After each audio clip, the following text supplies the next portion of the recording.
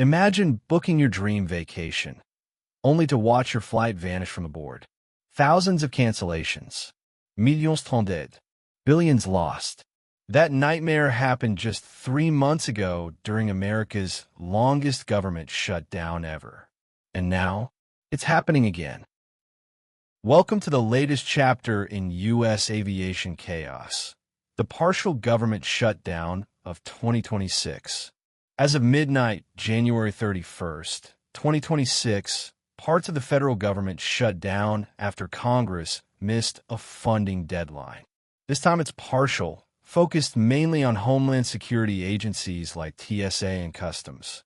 Crucially, the Department of Transportation and FAA funding passed in a Senate package, so air traffic controllers are still getting paid for now. No immediate nationwide meltdown. Essential services continue, but airlines aren't celebrating. They're sounding the alarm loud and clear. Let's rewind to October-November 2025.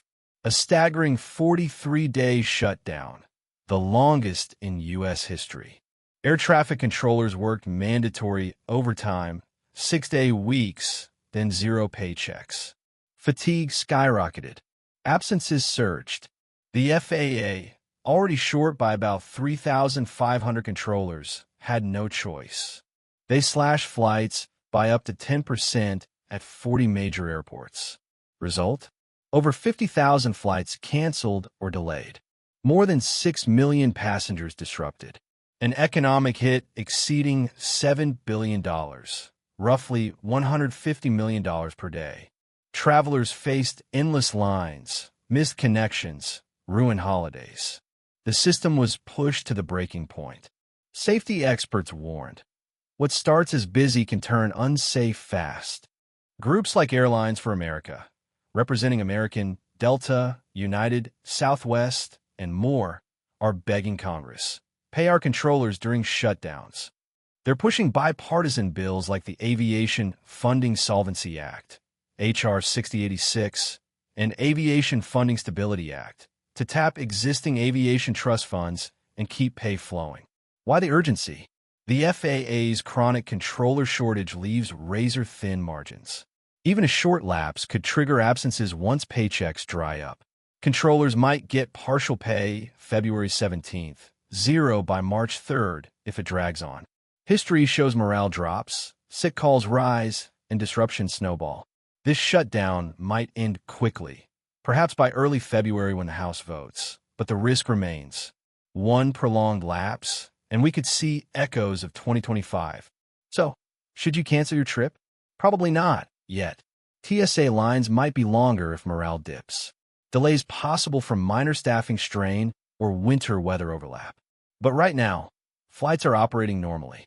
ATC is funded. No mandatory cuts. Pro tip for flyers. First, check your airline app obsessively. Second, build an extra buffer time at the airport. Third, have backup plans for connections. Fourth, monitor FAA and DOT updates. The bigger picture? Shutdowns keep happening because funding fights drag on. Congress needs permanent fixes, like stable FAA pay and addressing the 3,500 controller gap for safer, more reliable skies. Aviation isn't just planes and pilots. It's a fragile system held together by dedicated people working under pressure. Another crisis averted? Maybe this time. But until Congress acts on real solutions, the threat lingers. What do you think? Should shutdowns ever risk our flights? Drop your thoughts in the comments. If you're tired of travel chaos, hit like, subscribe, and turn on notifications for the latest aviation news and tips. Safe travels out there. And let's hope the next shutdown never comes.